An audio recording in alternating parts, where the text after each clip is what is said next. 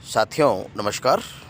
आप देख रहे हैं लक्ष्यकार सर हिंदी वाले यूट्यूब हिंदी शिक्षण चैनल। और आज अपन देखते हैं कक्षा 12 हिंदी साहित्य पाठ्य पुस्तक सरयू का एक बहुत ही महत्वपूर्ण टॉपिक कुरुक्षेत्र। जी हाँ, कुरुक्षेत्र के रचयिता आदरणीय महाकवि रामधारी सिंह दिनकर। आइए इनके व्यक्तित्व, कर्तृत्व, साहित्यिक परिचय के साथ ही कुरुक्षेत्र के बारे में देखते हैं। आइए अब अपन देखते हैं दिनकर साहब की जो प्रमुख कृति है, काव्य है कुरुक्षेत्र, इसके बारे में अपन बात करें तो सबसे पहले तो आप मुझे ये बताएं कि कुरुक्षेत्र के बारे में आप क्या जानते हैं। कुरुक्षेत्र क्या है? कभी नाम सुना आप लोगों ने? बताएं। हाँ खड़ो। कुरुक्षेत्र, हाँ बोलो बोलो, हाँ बोलो। कुरुक्षेत्र क्या है भाई? हाँ बेटा बोलो। कुरुक्षेत्र एक स्थान का नाम है जो दिल्ली के अंदर। इधर आओ, यहाँ बोलो, इधर आओ। हाँ हाँ बहुत बढ़िया, बोलो। कुरुक्षेत्र एक स्थान का नाम है जो हरियाणा में स्थित है। वर्तमान में हरियाणा में दिल्ली से 100 किलोमीटर दूर कुरुक्षेत्र एक शहर है। और उस कुरुक्षेत्र की विशेषता क्या है बताओ? क्या हुआ था वहां पर? कभी सुना आपने? हाँ आ जाओ, इधर आओ। हाँ बेटा बोल, खड़ी हो, जल्दी आ जाओ। क्या हुआ था कुरुक्षेत्र में? महाभारत का युद्ध हुआ था। महाभारत का युद्ध हुआ था। बहुत बढ़िया। तो जैसा कि आप लोग जानते हैं, विश्व इतिहास में सबसे बड़ा युद्ध कोई हुआ तो महाभारत का युद्ध हुआ था। और महाभारत का युद्ध जिस जगह के ऊपर, जिस स्थल में, जिस स्थल पर महाभारत का युद्ध हुआ था, उस जगह का नाम है कुरुक्षेत्र। पूरा का पूरा क्षेत्र है। अभी वर्तमान के अंदर बहुत बड़ा पर्यटन स्थल है, वहाँ पर देखने लायक है। तो वहाँ पर आप देखिए, जब युद्ध हुआ तो सबसे पहले तो अपन कुरुक्षेत्र की, जब महाभारत का युद्ध हुआ था, थोड़ी सी पृष्ठभूमि अपन देखते हैं ताकि ये कविता आपको बहुत जल्दी अच्छी तरह से समझ में आएगी। जैसा कि आप जानते हैं, महाभारत के अंदर दो पक्ष थे। एक तो कौरव पक्ष और एक था पांडव पक्ष। कौरव कितने भाई थे? 100 भाई थे। पांडव कितने भाई थे? 5 भाई थे। और यूं कौरव और पांडव जो थे वो दोनों भाई थे, क्योंकि धृतराष्ट्र और पांडु ये दोनों क्या थे? सगे भाई थे। तो ये दोनों क्या चचेरे भाई हो गए? क्या हो गए? चचेरे भाई। किन्हीं कारणों से धृतराष्ट्र की अयोग्यता की वजह से, क्योंकि धृतराष्ट्र जन्मांध थे, तो उनकी अयोग्यता की वजह से राज किसको मिल गया? पांडु को मिल गया। और पांडु के बाद में जो राज मिला, पांडुओं के पुत्र को मिला। इनमें सबसे बड़े थे धर्मराज युधिष्ठिर। धर्मराज युधिष्ठिर। युधिष्ठिर के बाद में भीम, अर्जुन, नकुल और सहदेव, ये 5 भाई थे। ठीक है। और इनकी सारी कहानी अपन को मालूम है। इनकी एक पत्नी थी जिसका क्या नाम था? द्रौपदी। और कौरवों के अंदर जो सबसे बड़ा था उसका क्या नाम था? दुर्योधन। क्या नाम था? दुर्योधन। नाम से ही दुर्योधन था, वो नाम से ही वो बुरा था, दुर्योधन। और इनके 100 भाई थे। और इस कौरव पक्ष के अंदर एक थे भीष्म पितामह। कौन थे? भीष्म पितामह। पितामह किसे कहते हैं? दादा को, परदादा को। पितामह दादा को कहते हैं, दादा। तो भीष्म पितामह है। इसके अतिरिक्त यहां पर कृपाचार्य, द्रोणाचार्य, कर्ण, अश्वत्थामा, अश्वत्थामा, इस प्रकार के कई सारे महायोद्धा, महाबली, जिनके अंदर कहते हैं कि हाथियों का बल था, वो थे। तो कौरव और पांडवों के अंदर बीच में जब ये छोटे थे, गुरुकुल में पढ़ते थे, तब से ही जो दुर्योधन था वो पांडवों से ईर्ष्या रखता था। क्या रखता था? ईर्ष्या रखता था। उसके मन में ये था कि ये जो राज है, ये जो हस्तिनापुर का राज्य है, वो मेरे पिताजी का था और मेरे पिताजी का होना चाहिए था, और मेरे पिताजी के बाद में मुझे मिलने चाहिए था, उसके दिमाग में ये थी। तो ऐसा करते हुए ये हमेशा ईर्ष्या रखते थे। जब भी मौका मिलता लड़ाई झगड़ा करते, इनको नीचा दिखाने का प्रयास करते। एक बार जब गुरुकुल में थे तो जब भीम और ये जितने भी पांडव भी वहाँ थे और ये कौरव के जो पुत्र थे दुर्योधन वगैरह वो भी वही थे, तो एक बार दुर्योधन ने जो भीम की जो प्रिय चीज थी खीर, क्या थी, उसको खीर पीने का बड़ा शौक था। खीर के अंदर क्या मिला दिया, जहर मिला दिया। ये तो समय रहते मालूम पड़ गया, समय रहते मालूम पड़ गया। बाकी उसने दुर्योधन ने उनको मारने का प्रयास किया। उसके बाद में लंबे समय तक इनके बीच में आपसी वैमनस्य विचारधारा चलती रही। एक समय ऐसा आया कि दुर्योधन ने द्रुत क्रीड़ा की रचना की। द्रुत क्रीड़ा कहते हैं जुआ खेलना। उसके अंदर किसी को आमंत्रित किया जाता है, राजा को आमंत्रित किया जाता है कि भाई आप हमारे साथ खेलें। यदि राजा नहीं खेलता है तो भी उसकी इंसल्ट, खेलता है तो वो हार जीत का बड़ा भय। द्रुत क्रीड़ा हुई और द्रुत क्रीड़ा के अंदर ऐसा बताते हैं कि युधिष्ठिर सब कुछ हार गया। अपना राज्य जो था हस्तिनापुर का राज्य हार गया। उसने राज्य को दांव पे लगा दिया। राज्य की तमाम चल अचल संपत्ति, हाथी, घोड़े, रथ, शस्त्र, सारी चीजें वो हार गए।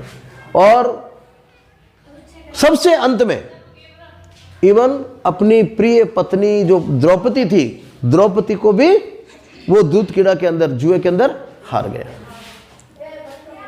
दुर्योधन जो था वो पहले से ही द्रौपदी से काफी ईर्ष्या रखता था, उससे नाराज था। तो उसने द्रौपदी को, अपने छोटे भाई को, दुशासन था उसका भाई, उसको आदेश दिया कि भाई जाओ और अंदर से द्रौपदी को लेके आओ। सभा में द्रौपदी को खींचकर, बालों से पकड़कर खींचकर लाया गया घसीटते हुए। और वहां आने के बाद दुर्योधन ने अपनी जंगा को ललकारते हुए कि भाई इसको यहां पर बिठाएं। और उसके बाद में दुर्योधन ने दुशासन को आदेश दिया कि भाई इसको निर्वस्त्र किया जाए राज्यसभा के अंदर। अब आप देखिए वहां पर ये बड़े बड़े योद्धा वहां पर बैठे हैं, भीष्म पिता वहां बैठे हैं, द्रोणाचार्य बैठे हैं, कृपाचार्य बैठे हैं, और ये पांचों पांडव जिनकी गलती से द्रौपदी की ये स्थिति हुई, ये भी सिर झुकाए बैठे थे क्योंकि स्वयं अपने आप को हार चुके थे वो।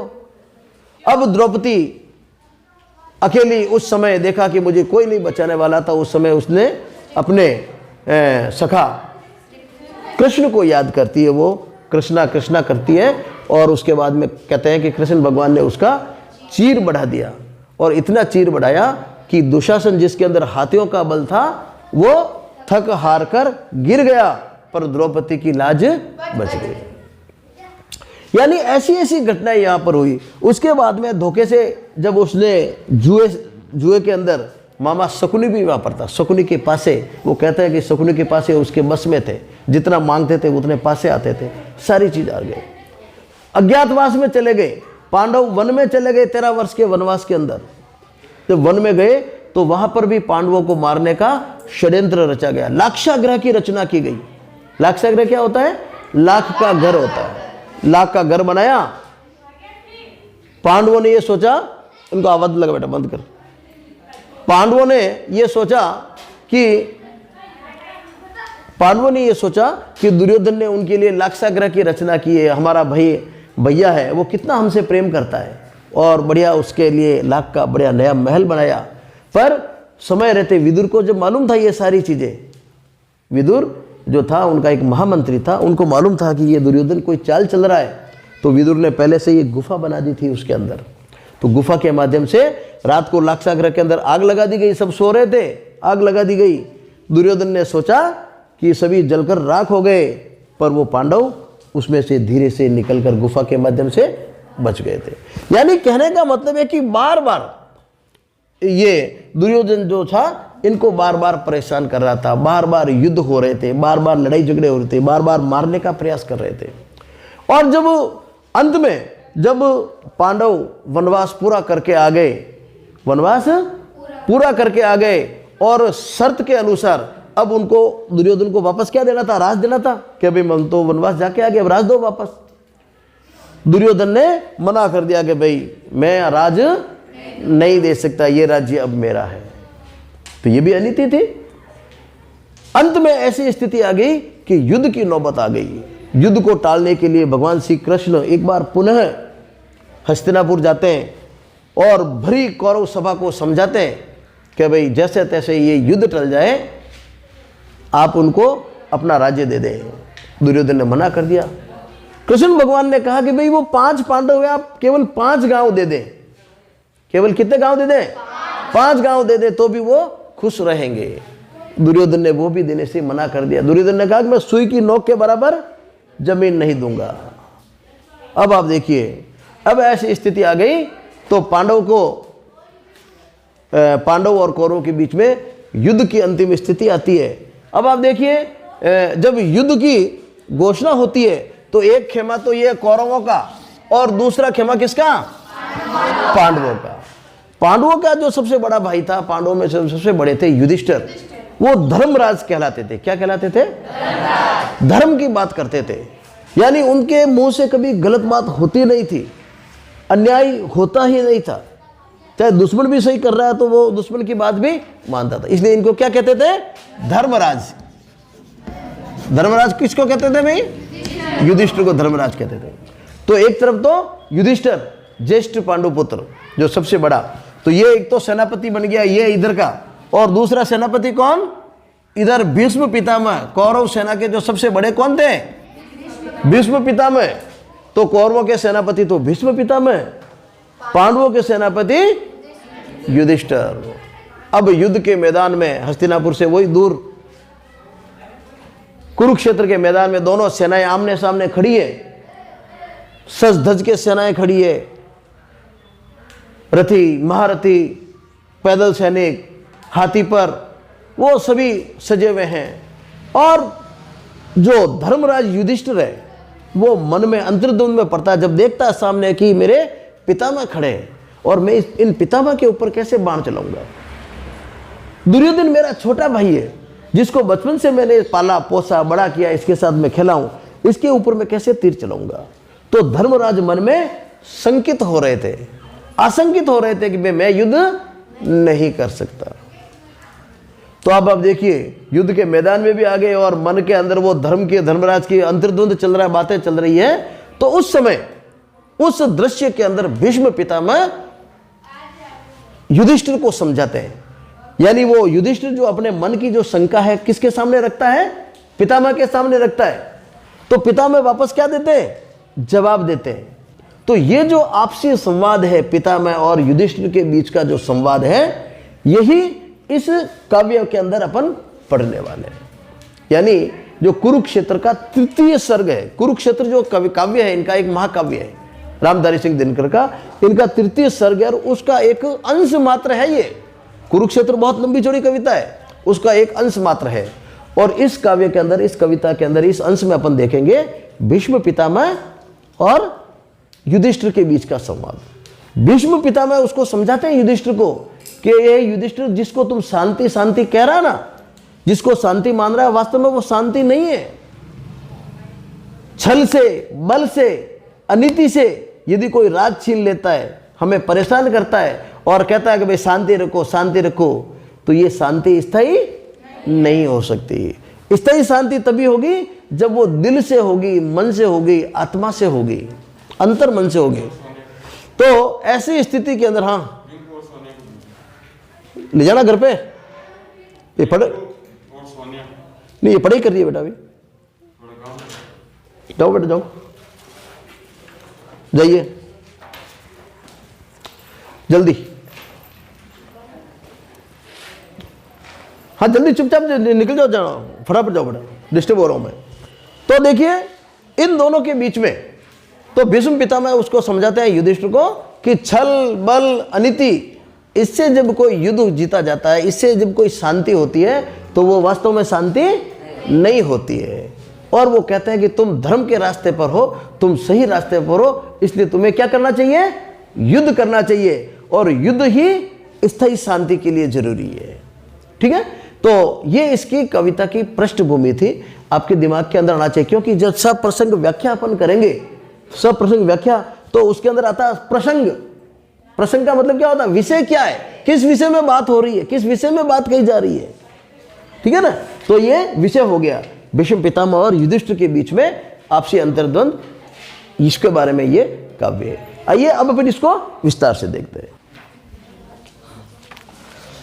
आइए अब अपन देखते हैं कुरुक्षेत्र जो कविता है इसका अपन पठन करते हैं। निकाल लीजिए आप।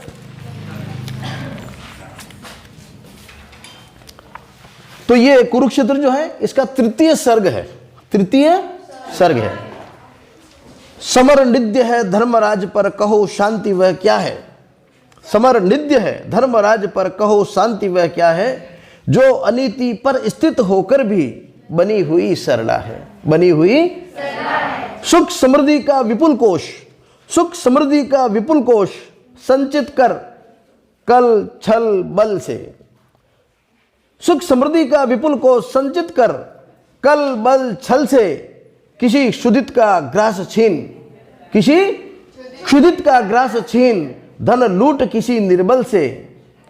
सब समेट प्रहरी बिठलाकर, सब समेट प्रहरी बिठलाकर, कहती कुछ मत बोलो, शांति सुधा बह रही न इसमें गरल क्रांति का गोलो। हिलो डुलो मत, हिलो डुलो मत, हृदय रक्त अपना मुझको पीने दो। हिलो डुलो मत, हिलो डुलो मत, हृदय रक्त मुझको अपना पीने दो। अचल रहे साम्राज्य शांति का, जियो और जीने दो। सच है सत्ता सिमट सिमट, सच है सत्ता सिमट सिमट जिनके हाथों में आई। शांति भक्त वे साधु पुरुष, चाहे क्यों कभी लड़ाई। सुख का सम्यक रूप विभाजन, सुख का सम्यक रूप विभाजन, जहां नीति से नय से संभव नहीं अशांति दबी हो, जहां खड़क के भय से। जहां पालते हो अनीति पद्धति, जहां पालते हो अनीति पद्धति को सत्ताधारी, जहां सूत्रधर हो समाज के अन्यायी अविचारी। जहां सूत्रधर हो समाज के अन्यायी अविचारी, नीति युक्त प्रस्ताव संधि के, नीति युक्त प्रस्ताव संधि के, जहां न आदर पाए, जहां सत्य कहने वालों के शीश उतारे जाएं। जहां खड़ग बल एकमात्र आधार बने शासन का, जहां खड़ग बल एकमात्र आधार बने शासन का, दबे क्रोध से भबक रहा हो हृदय जहां जन जन का। सहते सहते अनय जहां, सहते सहते अनय जहां, मर रहा मनुष्य का मन हो, समझ का पुरुष अपने को धिक्कार रहा जन जन हो, धिक्कार रहा जन जन हो। अहंकार के साथ घृणा का, अहंकार के साथ घृणा का जहां द्वंद्व हो जारी। ऊपर शांति तलातल में हो छिटक रही चिनगारी, तलातल में छिटक रही हो चिनगारी। आगामी विस्फोट काल के, आगामी विस्फोट काल के मुख पर दमक रहा हो। इंगित हो अंगार विवश भावों में चमक रहा हो, इंगित में अंगार विवश भावों में चमक रहा हो। पढ़कर भी संकेत सजग हो, पढ़कर भी संकेत सजग हो, किंतु न सत्ताधारी दुर्मति और अनल में दे आहुतियां बारी बारी, आहुतियां बारी बारी। चलिए अब हम यहां तक इसको देखते हैं, इसके बाद में इसका और आगे देखेंगे। देखिए वही युद्ध का दृश्य, वही युद्ध का दृश्य, भीष्म पितामह और युधिष्ठिर आमने सामने। युधिष्ठिर के मन में शंका हो रही है कि भाई मैं तो शांति चाहता हूं, मैं तो शांति चाहता हूं, युद्ध नहीं होना चाहिए, युद्ध नहीं होना चाहिए। पितामह मैं युद्ध नहीं करना चाहता।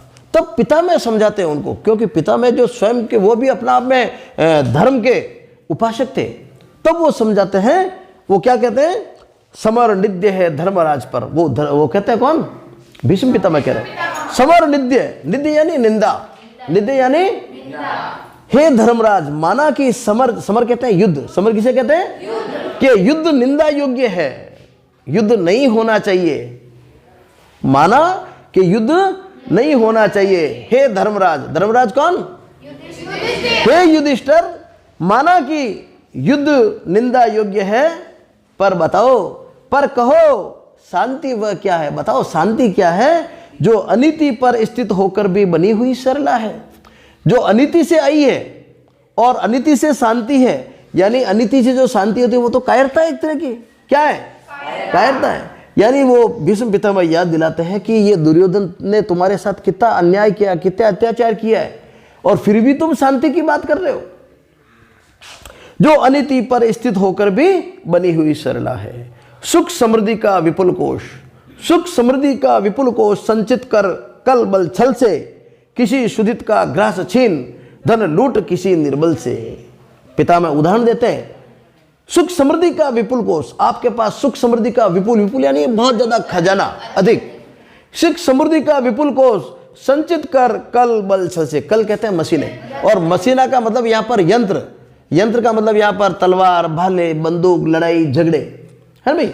यानी इनसे और छल और बल से, यानी बल से और छल कपट से यदि आपने कोई संचित कर लिया है, धन को संचित कर लिया है, सुख समृद्धि का विपुल को संचित कर कल बल छल से, किसी क्षुधित का ग्रास छीन, क्षुधित यानी भूखा, क्षुधित, क्षुधा, क्षुधा कहते हैं भूख को, क्षुधा किसे कहते हैं? और क्षुधित भूखा, किसी भूखे का ग्रास छीन कर, भूखा आदमी उसे ग्रास छीन लिया, निवाला छीन लिया, यानी गरीब आदमी का हक छीन लिया, गरीब आदमी का हक छीनना। किसी क्षुधित का ग्रास छीन धन लूट किसी निर्बल से, और किसी निर्बल से धन लूट लिया, तो क्या वो शांति है? वो शांति करके बैठ जाएगा? या तो वो कमजोर है तब है, बाकी तो अन्याय के विरुद्ध लाठी, पागल जो आदमी होता है वो भी पत्थर ले लेता हाथ में, गरीब आदमी होता है वो भी पत्थर हाथ में लेकर अभी सिर फोड़ दूंगा, कहता नहीं करना। तो भीष्म पितामह कहते हैं कि तो ये जो है दुर्योधन, इसने छल और बल से तुम्हारा साम्राज्य छीना है, तुम्हें युद्ध करना चाहिए। आगे कहते हैं, सब समेट प्रहरी बिठलाकर, सब समेट प्रहरी बिठलाकर कहती कुछ मत बोलो, और सब कुछ समेट लिया, पहरेदारों ने सब कुछ समेट लिया और पहरा बिठा दिया कि भाई कुछ कोई नहीं बोलेगा, अब सब ले लिया, छीन लिया, गरीब से, अन्याय से, छल बल से सब ले लिया, और उसके बाद में कहते हैं अब कोई नहीं बोलेगा, कुछ मत बोलो। संभव है क्या ये चीज? ये ठीक है क्या? नहीं है। सब समेट प्रहरी बिठलाकर कहती कुछ मत बोलो, शांति सुधा बह रही है इसमें गरल क्रांति का बोलो। क्या इसके अंदर गरल, गरल कहते हैं मतलब जहर, गरल किसे कहते हैं? क्या भाई क्रांति का जहर मत गोलो, ये शांति हो गई भाई, हमने किसी का गरीब का निवाला ले लिया, गरीब रहो तो रोए, और हम चुपचाप अब शांति रखो, अब शांति रखो। अरे भाई गरीब के साथ तो अन्याय हुआ है। तो भीष्म पितामह कहते हैं कि सब कुछ छीन कर यदि कोई कहता है कि भाई अब शांति रखें और क्रांति का जहर नहीं गोले, यानी लड़ाई झगड़ा मत करो, तो ये उचित बात नहीं है। हिलो डुलो मत हृदय रक्त मुझको अपना पीने दो। और वो क्या कहते हैं? प्रहरी क्या कहते हैं? जो राजा है वो क्या कहते हैं? यानी जिसने छीना वो कहते हैं कि हिलो डुलो मत, कोई हिलो डुलो मत, शांत रहो, हिलो डुलो मत हृदय रक्त मुझको अपना पीने दो, और मुझे तुम्हारा खून पीने दो। यानी वो तो अपना खून पी रहा है, वो तो अपना क्या पी रहा है? खून पी रहा है। यदि कोई कहता है कि भाई मुझे तुम्हारा खून पीने दो और तुम शांत रहो, बैठे रहो, हिलो डुलो मत हृदय रक्त मुझको अपना पीने दो, अचल रहे साम्राज्य शांति का जियो और जीने दो। अचल रहे साम्राज्य शांति का, और शांति का साम्राज्य अचल जियो और जीने दो। तो भीष्म पितामह कहते हैं कि ये कोई बात उचित नहीं है। यानी हमारा जिसके साथ अन्याय हो रहा है उसका भी खून पी रहे हैं और उसको परेशान भी कर रहे हैं, और उसके बाद भी उसको भाई शांत रहे, चुपचाप, तो हिम्मत रख भाई, तू बैठ रहे, तू गम खा। क्यों नहीं मारोड़ी में कहते हैं अपने, तू गम खा। क्यों भाई? जिसके साथ जिसने अन्याय किया है उसके विरुद्ध कार्रवाई होनी चाहिए।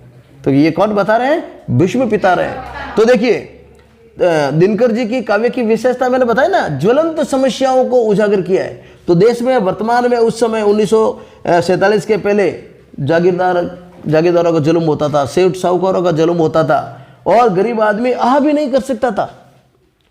तो इस बहाने, इस काव्य के माध्यम से वो तत्कालिक समस्याओं को भी उठा रहे हैं दिनकर साहब। आगे देखते हैं। सच है सत्ता सिमट सिमट जिनके हाथों में आई, शांति भक्त वे साधु पुरुष चाहे क्यों चाहे कभी लड़ाई। वो कहते हैं कि सच है सत्ता सिमट सिमट जिनके हाथों में आई, ये जो सत्ता है सिमट सिमट कर बार बार जिन लोगों के हाथों में आई, शांति भक्त वे साधु पुरुष चाहे क्यों कभी लड़ाई। वो कभी शांति चाहेंगे क्या? वो कभी शांति नहीं चाहेंगे। सुख का सम्यक रूप विभाजन जहां नीति से नय से। अब वो कहते हैं सुख का, सम्यक का मतलब होता है बराबर। सम्यक का मतलब क्या होता है? बराबर। जैसे आपके घर में 4 भाई है, चारों भाइयों को बराबर संपत्ति मिल गई, कोई लड़ाई झगड़ा नहीं। एक भाई को पिताजी ने ज्यादा दे दिया, दूसरे को कम दिया, तीसरे को घर से निकाल दिया, प्रेम से नहीं बोलते हैं, क्या होगी? लड़ाई होगी। सुख का सम्यक रूप विभाजन जहां नीति से नय से, नीतिपूर्ण न्यायपूर्ण जो समय इस प्रकार का यदि नीति और न्याय का जो विभाजन होता है किसी संपत्ति का, तब तक तो ठीक है। संभव नहीं अशांति दबी हो जहां खड़क के भय से, खड़क के भय से, खड़क किसे कहते हैं? तलवार के भय से शांति संभव नहीं है। शांति कब संभव है? जब न्याय की बात होगी, नीति की बात होगी, समान रूप से विभाजन होगा। जहां पालते हो अनीति पद्धति को सत्ताधारी, जहां सूत्रधर हो समाज के अन्यायी अवचारी। जहां पालते हो अनीति पद्धति, जहां पर अनीति की पद्धति है। कैसी पद्धति है? अनीति की, यानी अनीति कोई पद्धति बना दिया, अन्यायी कोई एक नियम बना दिया, तो वहां पर युद्ध होने ही होने, लड़ाई होने ही होने, वहां पर शांति नहीं हो सकती। जहां पालते हो अनीति पद्धति को सत्ताधारी, जहां सूत्रधर हो समाज के अन्यायी अविचारी। सूत्रधर नियंत्रित करने वाला। सूत्रधर का मतलब होता है जैसे कि नियंत्रित कौन करता है? राजा, राजा करते हैं, ठाकुर करते हैं, और वर्तमान समय में एमएलए एमपी वगैरह जो सरकार है वो करती है ना। तो जहां सूत्रधर हो समाज के अन्यायी अविचारी, पितामह कहते हैं कि जहां पर सूत्रधर यानी समाज के जो लीडर हैं, अन्यायी हैं, अविचारी हैं, अन्याय करते हैं, तो वहां पर शांति नहीं हो सकती। यानी यहां भीष्म पितामह कहते हैं कि तुम्हारे साथ कितना अन्याय हुआ है, तुम्हारे साथ कितना अन्याय हुआ है, तुमको कितनी परेशानी देखनी पड़ी, और तुम नीति के ऊपर हो। और जब नीति के ऊपर हो तो वहां पर क्या जरूरी है? युद्ध जरूरी है। नीति युक्त प्रस्ताव संधि के जहां न आदर पाए।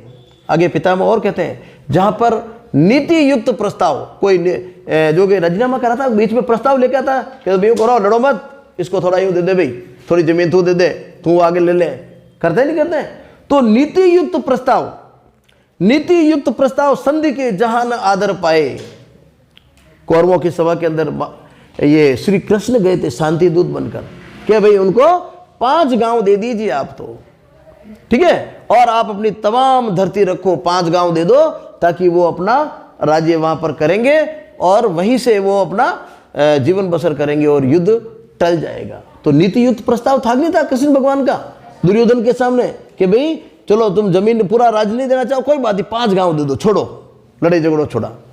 पर दुर्योधन ने सुई की नोक के बराबर भी जमीन देने से मना कर दिया। तो नीति युक्त प्रस्ताव को ठुकरा दिया, नीति युक्त प्रस्ताव को ठुकरा दिया। नीति युक्त प्रस्ताव संधि के जहां न आदर पाए, जहां सत्य कहने वालों के शीश उतारे, और जहां पर सत्य कोई बोलता है तो उसके शीश उतार दिया जाए, उसको मरवा दिया जाए, वहां पर स्थायी शांति नहीं हो सकती। और वहां पर शांति का क्या तरीका है? युद्ध। वहां पर शांति का क्या तरीका है? युद्ध। अन्यायी को दंड मिले। जहां खड़ग बल एकमात्र आधार बने शासन का, पितामह बार बार उदाहरण दे रहे हैं, जहां खड़ग बल एकमात्र आधार बने शासन का, यानी जहां पर तलवार के बल से राज किया जाता है, जहां पर तलवार के बल से राज किया जाता है, जहां खड़ग बल एकमात्र आधार बने शासन का, दबे क्रोध से भभक रहा हो हृदय जहां जन जन का, और जहां के लोगों का जो दिल में क्रोध भभक रहा होगा, अपना बस नहीं चल रहा, बाकी अभी मैं ऐसा कर देता। आज भी गांव के अंदर आपने देखा होगा कई बार हमारे साथ अन्याय होता है, जो पैसे वाले हैं उनको सब सरकारी फायदा मिल जाता है और गरीब आदमी बैठा रहता है, उसको कुछ नहीं मिलता है, तो उसके साथ अन्याय हो रहा है, तो वो मन ही मन भभक रहा है। वो मन ही मन क्या कर रहा है? भभक रहा है, मन ही मन उस क्रोध की ज्वाला आ रही है। तो जहां खड़ग बल एकमात्र आधार बने शासन का, दबे क्रोध से भभक रहा हो हृदय जहां जन जन का, क्रोध से जन जन का जो है वो हृदय भभक रहा है, ऐसी स्थान पर मन में वहां पर शांति नहीं हो सकती। तो देखो शांति कहां कहां नहीं हो सकती, कितने उदाहरण दे दिए। जहां पर राजा अन्यायी हो, जहां जनता के मन में क्रोध की ज्वाला भभक रही हो, जहां तलवार के बल से शासन किया जाता हो, तलवार के बल से शासन किया जाता हो, जहां सत्ता जो है ऐसे लोगों के हाथ में हो गई जो स्वयं अन्यायी हो, अविचारी हो, जहां संपत्ति का विभाजन न्यायपूर्ण नहीं हो, बराबर विभाजन नहीं हो, तो ऐसी स्थिति के अंदर वहां पर कभी भी शांति नहीं हो सकती। सहते सहते अनय जहां मर रहा मनुष्य का मन हो, समझ का पुरुष अपने को धिक्कार रहा जन जन हो। सहते सहते अन्याय जहां, अनय, अनय का मतलब यह अभ्रंश है, अन्याय, जहां पर अन्याय सहन करते करते लोग मन ही मन रोने लग जाएं, मन ही मन भभकने लग जाए कि मेरे साथ कितना अन्याय होगा। कहते नहीं कहते? गरीब आदमी तो कहीं कहता ना राम पूगे, राम जी देखे, वो भगवान को सौंपता है उसके बाद में। और यदि उसका बस चलता है, उसके परिवार में 2-4 बहुत मुष्टंड है, तो क्या करेगा फिर वो एक बार लेता रोज रोज उपाय करता, पर एक दिन वो क्रांति आ जाएगी, युद्ध हो जाएगा। होता है नहीं होता घरों के अंदर? सहते सहते अनय जहां मर रहा मनुष्य का मन हो, उसका मन मर रहा है, समझ का पुरुष अपने को धिक्कार रहा जन जन हो। और कायर पुरुष, क्योंकि वो लड़ तो सकता नहीं, क्योंकि कायर है, युद्ध नहीं कर सकता, पर वो मन ही मन धिक्कार रहा है कि मां मैं क्या नहीं करी सका, क्या नहीं करी, कहीं करा, क्या नहीं कर सका। वो मन ही मन अपने आप को धिक्कारता है। समझ का पुरुष अपने को धिक्कार रहा जन जन हो, अहंकार के साथ घृणा का जहां द्वंद्व हो जारी। अहंकार के साथ घृणा का द्वंद्व, एक को तो अहंकार है, एक को क्या है? ताकत का, सत्ता का, दौलत का, उसका तो अहंकार है। और दूसरा उसे क्या कर रहा है? प्रेम नहीं कर रहा है, घृणा कर रहा है कि मारो मौका दो।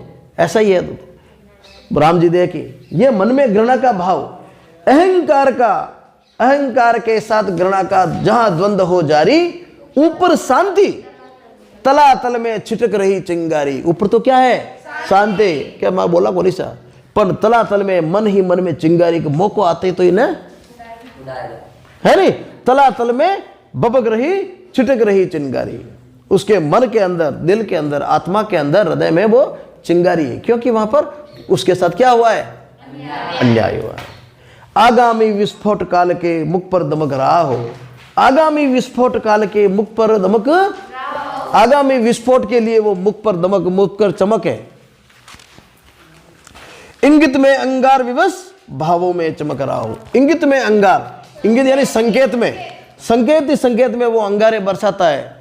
कहता ना तो देख ले मैं, तेरा तो मैं काम तमाम कर दूंगा, वक्त का इंतजार कर दूं, हैंग दिन हिर का नहीं रेवे, कहे नहीं कहे हैं? 100 दिन 100 सुनारी ने एक लवार रे, ठीक है नहीं?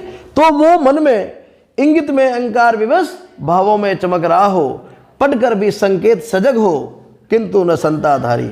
यानी पढ़कर भी, संकेत को देखकर भी, पढ़कर भी सत्ताधारी यदि सजग नहीं होता है, सत्ताधारी यानी राजा सजग नहीं होता है कि जनता मेरे से खुश नहीं है, लोगों के साथ अन्याय हो रहा है और मुझे बोलना चाहिए, मुझे कुछ काम करना चाहिए, तो पढ़कर भी संकेत सजग हो किंतु न सत्ताधारी, यानी सत्ताधारी सजग नहीं हो, यानी वो चेते नहीं।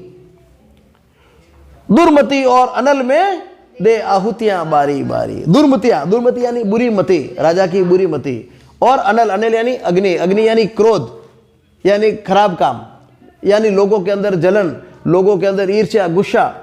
तो ऐसे काम कर रहा हो राजा, लोगों को जलाने का काम कर रहा हो, तो वहां पर भी क्या युद्ध जरूरी हो जाता है, वहां पर भी शांति नहीं हो सकती। कभी नए शोषण से, कभी उपेक्षा, कभी दमन से, अपमानों से, कभी कभी सर्वेदक व्यंग वचन से। कभी नए शोषण से, कभी शोषण होता है, उससे भी लोगों के अंदर ज्वलन होती है। कभी उपेक्षा, एक को तो खूब प्रेम करें, दूसरे को बोले ही को नहीं, उपेक्षा करना, उसकी अवहेलना कर दी अपन ने, ठीक है नहीं? तो उससे भी क्या होता, मन में क्या होती भाई? जलन होती, टीस होती, और एक प्रकार की शांति उसे नहीं कह सकते, है ना भाई? कभी नए शोषण से, कभी उपेक्षा, कभी दमन से, अपमानों से कभी कभी, और अपमानों से आप रोज रात दिन किसी का अपमान करते हैं, जब भी मौका मिलता है आडा डोडा बोलो आप, हैं? तो जब भी मौका मिलेगा तो वापस वो कुछ चूक ही गई, तो वहां पर शांति नहीं है। ठीक है, स्वामी नहीं बोले, टाइम नहीं, अभी उसका टाइम नहीं है, पर वो वहां पर मन के अंदर वो क्या होता है? गुस्सा होता है, नाराजगी होती है। कभी नए शोषण से, कभी उपेक्षा, कभी दमन से, अपमानों से, कभी सर्ववेदक व्यंग वचन से। सर्ववेदक, सर का मतलब होता है तीर, बाण, बाण, और बाण जैसे शब्द लगते हैं,